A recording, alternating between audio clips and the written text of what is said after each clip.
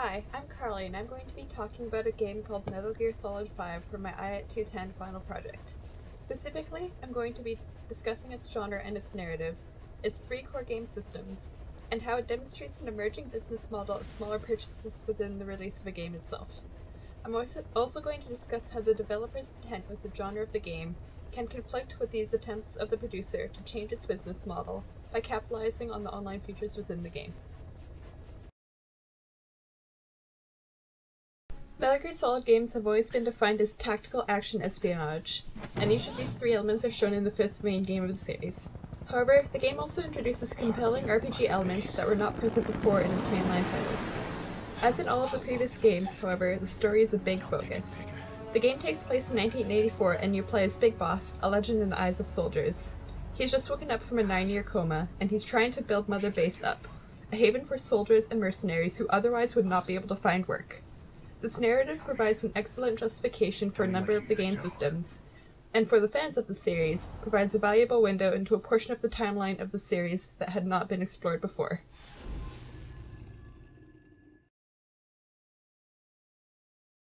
Each of the missions in the game have obligatory objectives, a set of objectives that must be completed in order for the mission to be considered completed, and a set of bonus objectives that can be completed for extra in-game currency, called GMP.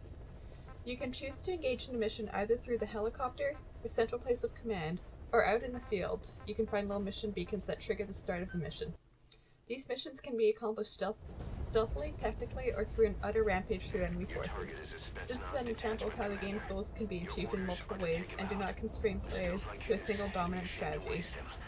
These missions are examples of Mrs. Spaces, or spaces within spaces, as Shell defines. These missions have their own time frames and rule sets, and the open world is often reset for the purposes of their completion. Either way, whenever you choose to drop in on the field, you must choose a loadout. You can choose equipment such as your weapon, the outfit you wear, and the vehicles you use. One of the most important aspects of this is your buddy. Your buddy can be one of several non-player objects that can assist you in the mission. For example, D-Dog can be brought in with you and help you sniff out enemy soldiers even when you do not have direct sight on them. As your bond increases with your buddy, you can unlock more equipment to develop for them, and can also command them to do more things, such as barking at the enemy.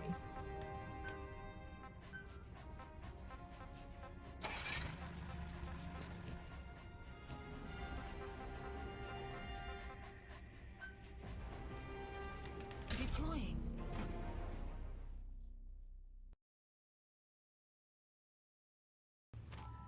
A large aspect of the game is revolved around managing your mother base. This is an ocean base with different platforms that you can add to as the game progresses. You can Fulton enemy soldiers by incapacitating them and attaching a balloon to their back.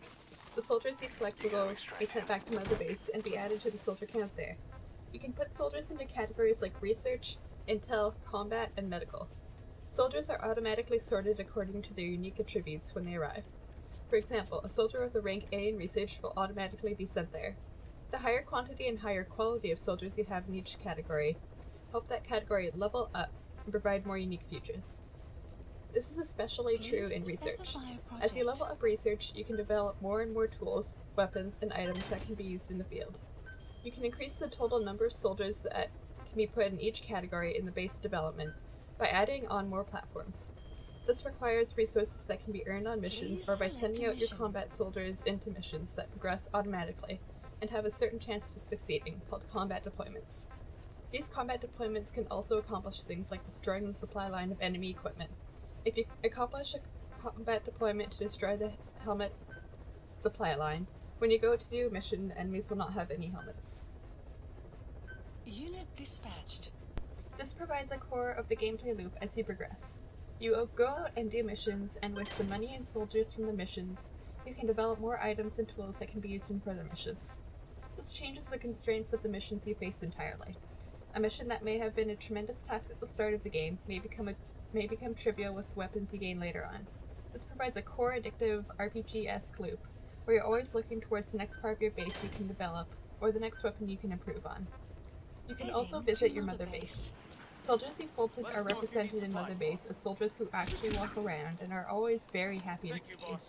This provides a way to put a human face on these nameless soldiers you've been adding to your ranks. They can even have ambient dialogue conversations. For example, about things like whether or not D-Dog is really a dog or a wolf, and whether or not the base should love him anyway. This helps you really get attached to these soldiers. Now that would explain it. What's important is he's one of us, regardless if he's a dog or a wolf. He is a dog, though. Why do I even bother? Outside of the action and RPG elements, one of the most unique elements of this game is the forward operating base. This base is separate from your main base entirely, and also has a separate maximum soldier count. It's the same as your mother base in that you can choose to add platforms using your resources, and it can also serve as a separate place to hold resources entirely. All in all, it's a way to progress more quickly outside of the bounds of your initial mother base. You can have more than one forward operating base, but additional bases cost mother base coins, which, shock and awe, can be purchased in a microtransaction-based system from the publisher Konami. I'll talk a bit more about that later, as it's an interesting case of microtransactions within a title you're already paying around $80 for if you're in Canada. The FOB can be beneficial to develop on, but one of the ways in which it is unique is it's tied to the online features of the game. Your FOB, and only your FOB, can be invaded by players online in real time. The player invading plays out a mission and visits your base, and is able to Fulton any resources you have lying on your decks as well as Fulton your own soldiers. The only way to react to this invasion is to be playing in the game when the invasion occurs, and to be alerted inside your helicopter, where you're given the option to fly to your own base and defend against the invader. The invader may be drastically more progressive than you in technology development, however, and may easily thwart your attempts to defend your base. This is an example of an asymmetric knowledge system inside the game. Outside of this real-time reaction, you can also invest soldiers in a security category, who function as guards for your FOB, and you can gain blueprints and develop weapons that specifically defend your base, such as security cameras and turrets. This ties it back to the main core loop of gameplay. If you have better soldiers, you Fulton out of the field, you can have better security, and you can use your resources to develop these better defenses for your FOB. As I mentioned before, these FOB can be bought with mother base coins, which you can either gain very slowly through daily logins, or purchase with your own real-life money.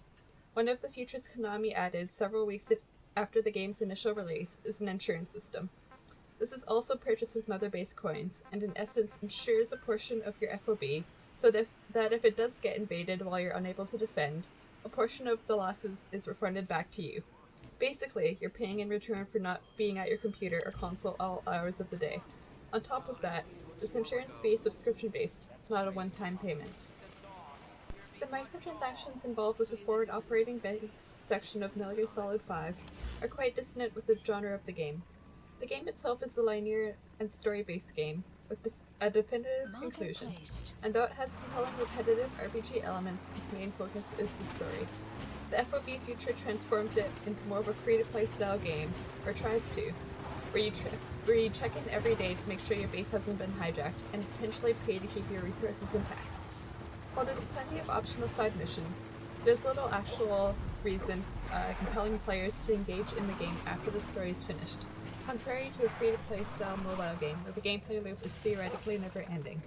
This can generate some frustration for a player who is trying to play simply for the story-based elements of the game, and tries to use the FOB resources to progress through the missions, but must face invasions by other players. Large portions of the audience may not wish to engage in any player versus player element, but want to capitalize on the extra resources that the forward operating base brings, as mother base development by itself can range from 1 to 3 in-game hours. Having an FOB rapidly accelerates this progression, but adds the constant threat of having your resources taken by enemy players.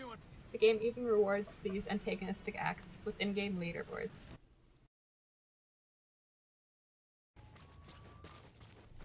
Metal Gear Solid 5 was very successful based off of its initial sales, but the attempt to gain more money out of players with the FOB microtransactions caused many players to level criticisms against Konami for trying to get more money out of players who already paid full price for their game. The fact that these microtransactions were added several weeks after the game's release seemed even more indicative of this theory. The game itself does very well in being a tactical espionage game with RPG elements, but for those players simply seeking a story-based experience, The addition of the threat of an FOB invasion and the temptation of buying insurance through microtransactions may detract from the enjoyment of the experience.